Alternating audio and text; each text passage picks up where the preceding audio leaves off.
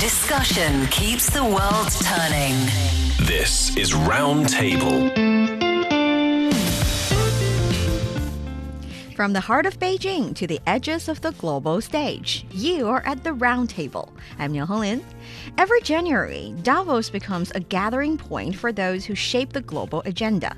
Heads of state, CEOs, and policymakers debate risks that operate at planetary scale. But as these conversations unfold, a quieter conversation is emerging on the sidelines. How do they sound to the generation that will live longest with the consequences? So Roundtable invites you to take a listen at the younger generation and hear about the youth's perspective on Davos. For today's show, I'm joined by Yushun and Steve Hatherley. Now pull up a chair and join the conversation. The World Economic Forum's annual meeting is wrapping up in Davos, where more than 3,000 participants have spent the week debating trade tensions, geopolitics, artificial intelligence, and climate risks in a rapidly fragmenting world.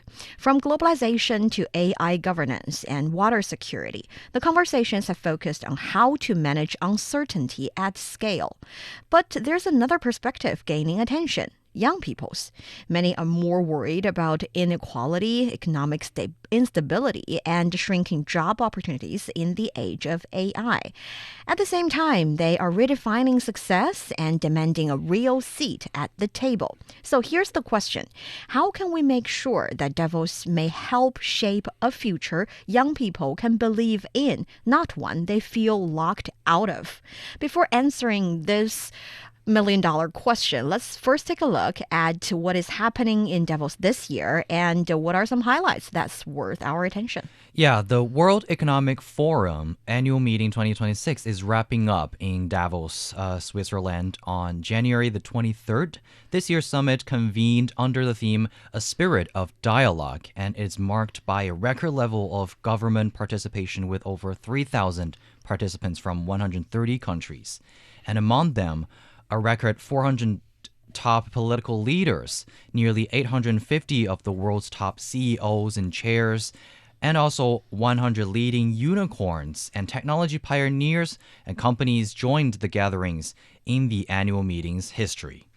So for China's call for globalization is one of the points that we will mention. Vice Premier He Lifeng urged a return to free trade, cautioning that tariffs and trade wars have no winners and advocating for an inclusive economic globalization. The vice premier said that China will continue to expand its opening up and its door will only open wider, and also noting that it will proactively align with high international standards and rules, and it will continue to create a market-oriented and internationalized business environment and treating domestic and also foreign enterprises equally. Canada's Prime Minister is there as well, Mark Carney, right on the heels of his trip to Beijing. And he was talking about principled pragmatism, and he was urging countries and nations to deal with the world as it is rather than how they wish it to be. And that's what principled pragmatism means. It means pursuing these fixed core goals or principles, if you will, by using quite flexible and practical and often incremental methods to achieve them in the real world. And it's kind of the opposite of just pure idealism, if you will. For example, holding out for a perfect solution that aligns 100% with everyone's principles. It's trying to find a solution where everyone can work together on things such as, and I visited the website this morning, this is kind of the mission statement. We drive collaboration across 5 interconnected global challenges: growth, geopolitics, as you mentioned, Niu Honglin, technology, people, and the planet. So working all together on all different types of topics related to those things to try to achieve goals that are better for all of us. And when it comes to these these kind of forums or summit, we have world leaders talking about or sharing their view of how to govern the globe better. And of course, different countries would have different primary agenda. And at the same time, one thing about the Davos is that they have something called a global risks report. And every year they would release the report and figure out what are some things that are threatening everyone living on this planet. And the top risk is the geoeconomic confrontation. And this risk rose to the top risk for 2026, surpassing environmental concerns in the short term due to immediate trade conflicts and fragmented supply chains. It was followed by interstate conflict, extreme weather, societal polarization, misinformation, and disinformation. And the report highlights that the economic risks are rising at the fastest pace among our risk categories in the short term. Another point of discussion was, or another point of urgency, if you will, was that of dialogue. And it falls in line with the theme this year, a spirit of dialogue. And that's a reflection of how important it is to keep communication going and mitigate confrontation during difficult times. Other topics include how to cooperate in a more contested world, how to unlock new sources of growth, how to deploy innovation at scale and responsibility. Those are other things that are being discussed as well. And when we talk about the topics that are being discussed, we're only being very brief and we'll pick out the real highlights that everyone are talking about. But actually, a lot of things are discussed and a lot of quotes have emerged from the stage.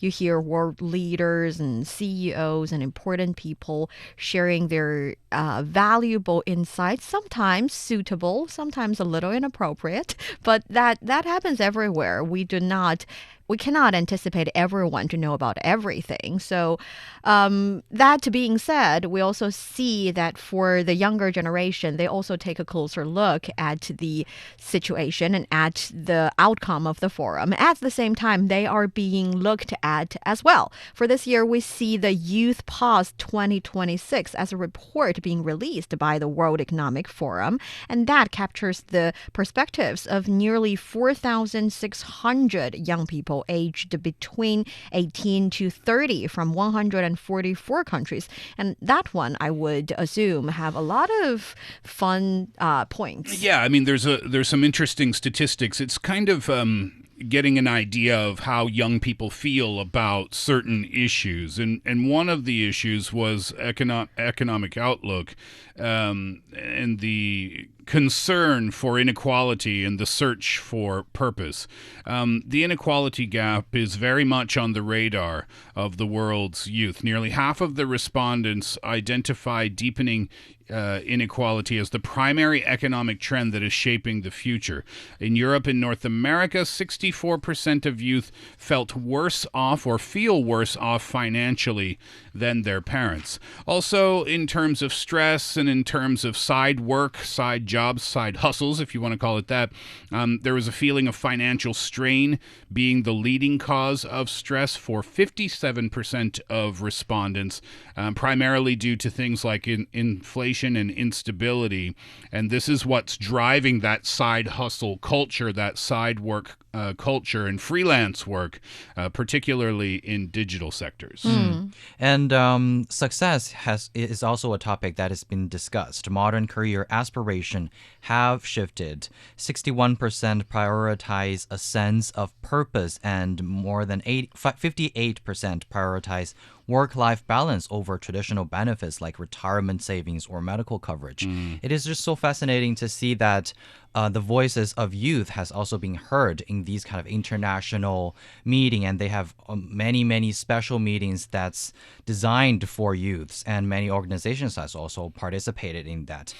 And geopolitical anxiety is also a topic that's been discussed. Increased geopolitical tension is viewed as the defining political force of the next 5 years, cited by 59% of global globally, and also peaking at 72% in Europe and Eurasia. They asked him about AI, Of course. as well, of course, and this is how they feel. 60% said that they use AI tools regularly.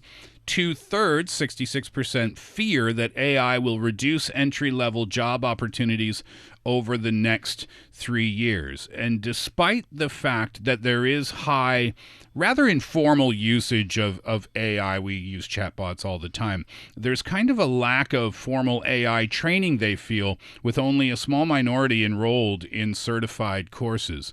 We've been talking about the concern of, will AI take our jobs in this industry, in that industry? And those fears, according to the results of this report, seem to be not going away. You know what's fascinating for me is the fact that when global leaders are talking about the relatively more pressing issues, like we mentioned geopolitical confrontation and the lack of dialogue, which may lead to geopolitical confrontation, we see young people looking at pressure or the kind of quote-unquote crisis from a longer term perspective. They're talking about not only AI changing the face of the society, they're also taking care or looking at environmental outlook. They're thinking about the top global risk being climate change and environmental degradation are identified as the greatest threats to the world by 56% of respondents. They are the future of the world, so they care a little bit more about the future of the world, and they are trying to voice their opinion in important global stages, so their concern can also be veiled and be valued. And that's not the only thing they're doing. They're also seeking help from not inner self, but their own communities. They're forming different communities to address their stress. Yeah, address their stress, address how they feel about themselves and the world. And I think this is such a necessary thing to address during this type of forum, too, because this is what's on the minds of young people. So most of the people said that they felt more connected digitally, but 44% of young people said that loneliness and social isolation was a major concern over the next 10 years. And then another question, 95% of respondents find that belonging to intentionally designed youth communities provides a critical space for growth and resilience and dialogue. I thought that was quite worth talking about because of that specific language, intentionally designed youth communities. So when you have 95% of young people that value these types of communities, they're not talking about, online fandoms or vague vibe websites or whatever or Instagram. They're talking about real groups that already exist. And young people are actually showing up. So I looked up some examples, and here's one. There's something called the Sunrise Movement in the United States, and that's a youth-led climate organization. But what keeps people involved isn't just the politics, it's the structure, because local hubs, they meet together weekly, they train new leaders, they give youth people real responsibility, and it's a community where action, not just awareness, is kind of the entry point. And their vision, this is what they say: we believe everyone should have access to clean air and water, full pantries of food, affordable housing, free public transportation, good and meaningful jobs, vibrant community centers, and lives filled with joy. We're building a movement to make that happen. These are the types of communities that they're talking about.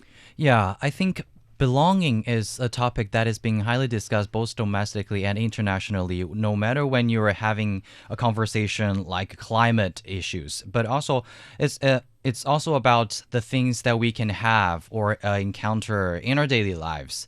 Creating that kind of sense of belonging is very, very important.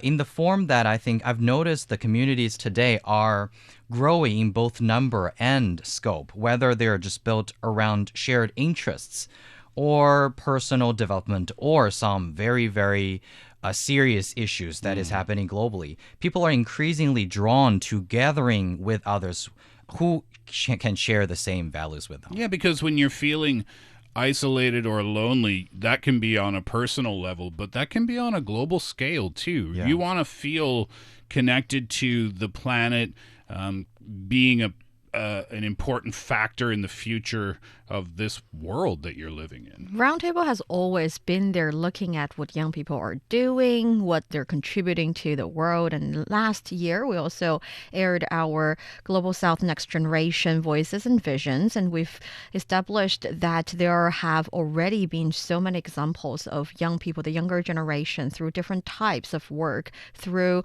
the help of their own community or because of their own innovation, the starting of their own business, changing a little bit after a little bit about how the world looks like. And for these kind of conferences and summit, we see, or we're happy to hear more voices from the younger generation, because after all, they are in charge of the future of our planet.